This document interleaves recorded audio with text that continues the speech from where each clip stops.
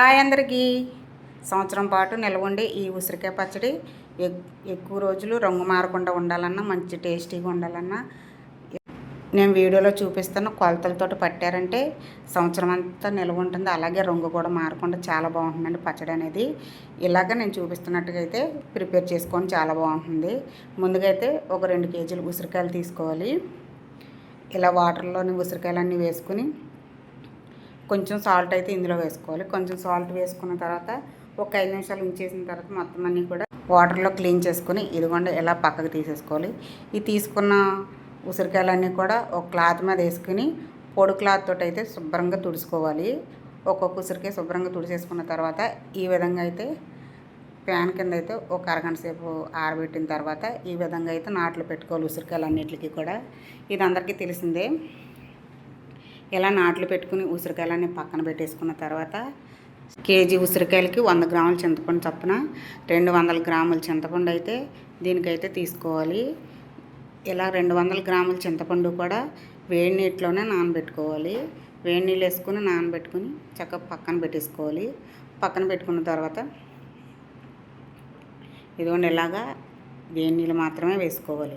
ఎందుకంటే నిలవ పచ్చడి కాబట్టి వేడి నీళ్ళతో ఎప్పుడు కూడా నానబెట్టుకోవాలి.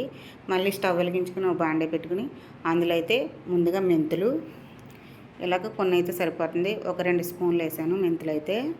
ఇలాగ కొంచెం వేగిన తర్వాత ఇందులోనే ఒక 5 స్పూన్ల ఆవాలు కూడా వేసాను నేను. 5 స్పూన్ల ఆవాలు కూడా వేసుకున్న తర్వాత ఇవి బాగా వేగిన తర్వాత ఇదిగోండి ఒక 3 స్పూన్లు జీలకర్ర కూడా వేసుకోవాలి. ఇలా జీలకర్ర వేసారంటే ఉసిరికాయ పచ్చడి అనేది మంచి రుచిగా ఉంటుందండి, చాలా బాగుంటుంది. ఇలాగ ఈ 3 కూడా మీడియంలోనే పెట్టుకుని వేయించుకోవాలి. ఇలా వేయించుకున్నవన్నీ కూడా తీసుకుని పక్కన పెట్టేసుకుని ఇదిగోండి ఇలా చిన్న మంట మీద వేయించండి ఎప్పుడు కూడా. ఈ విధంగా అయితే పక్కన పెట్టేసుకోవాలి. పక్కన పెట్టుకున్న తర్వాత మళ్ళీ స్టవ్ వెలిగించి ఒక బాండే పెట్టుకుని అందులో అయితే 2 కేజీలు ఉసిరికాయలకి ఒక అరకిలో ఆయిల్ అయితే పడుతుంది. ఆయిల్ కూడా వేసుకున్న తర్వాత ఇదిగోండి ఉసిరికాయలన్నీ ఇందులో వేసుకుని ఎక్కువ వేయించకుండా ఉసిరికాయ కొంచెం మెత్తబడేలాగా వేయించుకుంటే సరిపోతుంది. ఈ ఉసిరికాయలన్నీ కూడా ఈ విధంగా వేసుకున్న తర్వాత ఒక్క 5 నిమిషాల్లోనే చక్కగా రంగు మారుతాయండి. ఈ విధంగా రంగు మారిన తర్వాత అయితే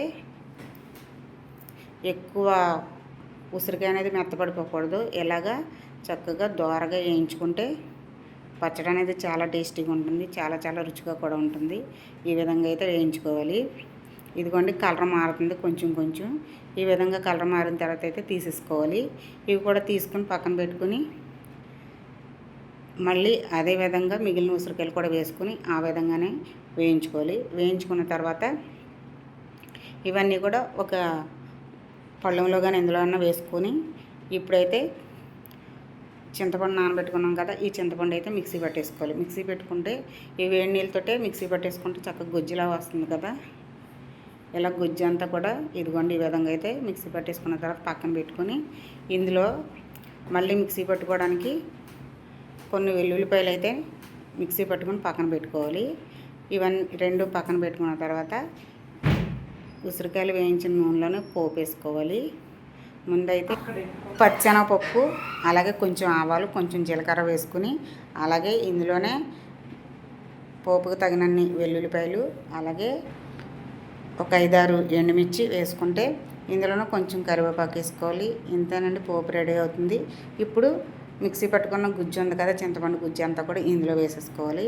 ఇలా వేసుకుని ఒక్క 5 నిమిషాలు ఉడికిస్తే సరిపోతుంది. ఎందుకంటే చిక్కగానే మనం మిక్సీ పెట్టుకున్నాం కదా, ఈ విధంగా ఒక 5 నిమిషాలు ఉడికిస్తే సరిపోతుంది.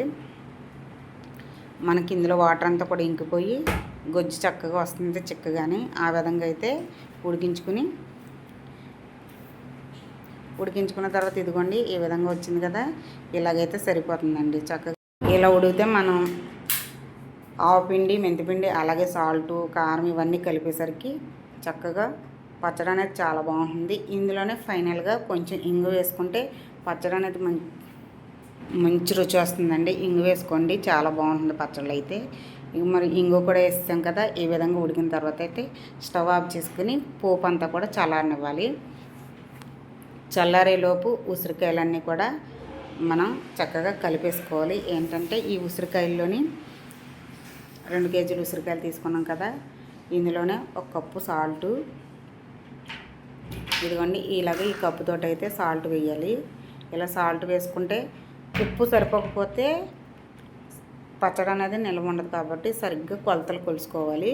ఈ కప్పుతో వేసాం కదా సాల్ట్, మళ్ళీ అదే కప్పుతోటి కారం కూడా తీసుకోవాలి. 1 కప్పు సాల్ట్ వేసాం కాబట్టి ఇంకొక కప్పున్నర అయితే కారం వేసుకోవాలి ఇందులో. ఇలా వేసుకుంటే పచ్చడి అనేది ఎక్కువ రోజులు నిల్వ ఉంటుంది, కారం కూడా సరిగ్గా సరిపోతుంది. ఇలాగే ఆవుపిండి మెంతిపిండి మిక్సీ పట్టాం కదా, ఇది కూడా ఆ కప్పుతోటి 1 కప్పుడు అయ్యింది. ఇలాగ ఈ కప్పుతోటి ఆవుపిండి మెంతిపిండి వేసుకుంటే సరిగ్గా కొలతలు అనేవి సరిపోతాయండి. ఇందులోనే వెల్లుల్లిపాయ మిక్సీ పట్టాం కదా, ఇది కూడా కప్పుడు అయింది. ఇది వేసి చూడండి, అసలు పచ్చడి అనేది చాలా రుచిగా ఉంటుంది. తినే కొద్ది తినాలనిపిస్తుంది, అంత బాగుంటుందండి పచ్చడి. ఇలాగ వెల్లుల్లి ముద్ద వేస్తే కనుక ఈ పచ్చడికి మంచి రుచి వస్తుంది. ఇక ఇవన్నీ కూడా కలిపేసుకున్న తర్వాత అయితే ఇదిగోండి పోపు పెట్టాం కదా, ఈ పోపులో ఉన్న చింతపండు అంతా కూడా ఇందులో కలిపేసుకుని ఇదిగోండి 3 రోజులు మూత పెట్టుకుంటే 3వ రోజున ఇదిగోండి చక్కగా ఉసిరికాయ పచ్చడి అయితే రెడీ అయిపోయింది. మరి మీరు కూడా ట్రై చేసి ఎలా ఉందో నాకు కామెంట్ చేయండి. అలాగే మా వీడియోకి అయితే ఒక లైక్ చేయండి. అలాగే మరిన్ని వీడియోల కోసం మా ఛానల్ని అయితే సబ్స్క్రైబ్ చేసుకోండి. అలాగే గంట సింబల్ని అయితే క్లిక్ చేయడం మర్చిపోవద్దు. మరిన్ని మంచి వీడియోలు తగలుతాం. అందరికీ బాయ్ అండి.